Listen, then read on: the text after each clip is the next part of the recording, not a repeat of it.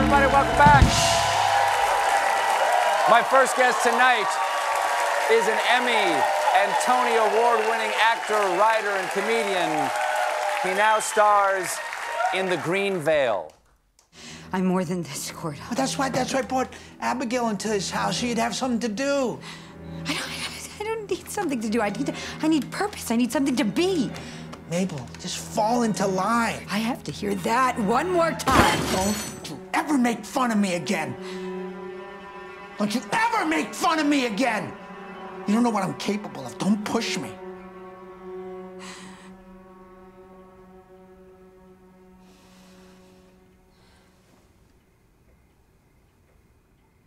I'm sorry, Maybelline, I just... Please welcome back to The Late Show, John Leguizamo.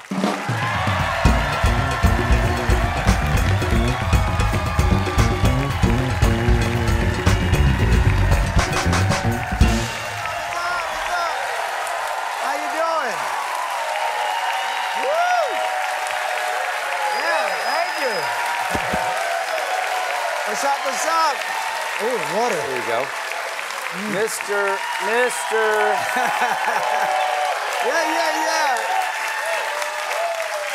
This is what an amazing crowd. How do you get such great people? I pay them. Oh, I got some cash too. Mr. Leguizamo, always lovely to see you. Always great to see you. You're my favorite late night host ever. Well, you might end up being, you're very kind. Thank you very much. It's not kind, it's real. Much respect. Much respect. But you know, you could end up being one of my favorite late night hosts because you just about 2 weeks ago did a piece on the Daily Show, and then last year you did a week on the Daily Show. Well, there was that they were making us compete against each other to see who was going to be the host after Trevor Noah left. Right. And so they put us all on. I was number 2. 2 with ratings of the ratings. Number 2. Wow. I didn't think I would have rated that high, but I rated it. Who beat you? Do I have to say? No. No, of course. I love Al Franken. Al Franken was number 1. Senator Al Franken? Senator Al Franken was number 1. I was number 2. Sarah Silverman was number 3. Wow. Right. Wow. Well, what do you think? I mean, the water's fine. Come on in. Did you like dipping your toe in late night? I mean, you had 25 of the best political writers in America, 5 of the best producers of that show. I mean, it was like driving a Ferrari, man. It was incredible. Mm-hmm. What was your week? Like, what was happening? Trump got indicted. Well, that's ratings, right? No offense. But our ratings were pretty good that week, Taking too. the shine off. Thanks for taking the shine off. No, not at all. That might have had a little something to do with it. All right. I thought I crushed it. You did crush it. Yeah.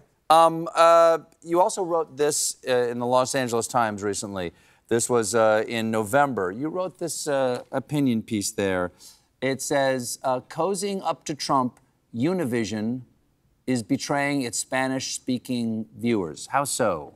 Well, it's kind of insidious because Spanish-speaking only Latinos watch Univision, and that's where they get all their news and information. Mm-hmm. And so you should be impartial, you should be nonpartisan, and they're not. And it's problematic to me because... Are they right-wing in some way? Well, I've spoken off the record with some of the newscasters, and they said that they were pushing them right way, and they had Trump on. Mm-hmm. And they softballed the whole questions. They wouldn't allow Biden commercials on, and then they didn't have Biden on for a long, long time. And so I had to call them out on it. You know, I called them out, and their marketing people called me back. What'd they say? Like, did they... They said it's not true, you know, we're not really, we're doing everything we can to be nonpartisan. But I'm like, yeah, yo, but how are you doing all these things that are leaning very MAGA? So you need to be, you know, nonpartial. Otherwise, I'm going to call you out again. And one of the things... So I won't be on the Univision.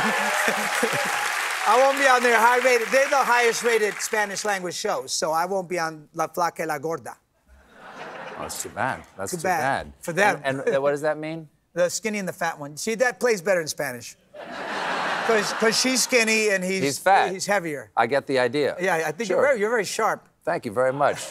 You're from the Midwest, right? What? I'm from South Carolina. Oh, South Carolina, even sharper. Yes. Now, we're troublemakers. Oh, yeah, you are. You've talked about the American dream and what it means to Latinos. What does the American dream mean to you these days? Well, I mean, it's I mean, the American dream for me always, as a Latin man in this country, you know, I saw it and I wanted it, but it was not for everybody.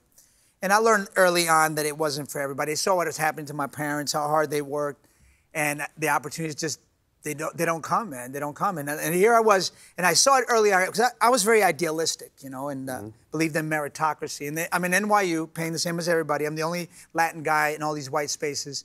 And there's D.B. Sweeney in my class, and Andrew McCarthy. You might remember him, maybe from The Mannequin. Sure. He may not want to be remembered for that movie, but that's the one I remember. And I'm in their class with them, and they're going to 5 auditions a day, and I'm going to one every 5 months. And the casting breakdown back then, I don't know if you remember that. It was like it came out Fridays, sure. And it would tell you what roles were available. It was like Jim Crow. I mean, it would say white actors, white doctor, white lawyer, white romantic lead, Latin drug dealer. And I saw that one. You saw that I one. saw that one. You better not try to take my role from me. That's the only opportunity I had. And you would ask your agent, can I, you know, be seen for these other roles? Can I try my David Mamet monologue from American? They wouldn't see you. They wouldn't see you at all.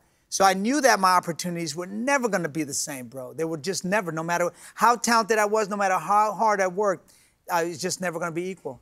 But that idealism, do you still have the idealism, I guess, is what I'm asking. The idealism, I mean... I'll tell you why I ask. It's because you say that please. the American dream hasn't always been for everybody. It never was always for everybody. It was for white landowning men originally. Look at and that. it's only through idealism that it's expanded to Where other were you when I was communities. 19 to tell me this stuff? I was auditioning for the white guy parts. You were too busy doing too many auditions. We have to take a quick break, but don't go nowhere. We'll be right back with more John Leguizamo, everybody. Stick around.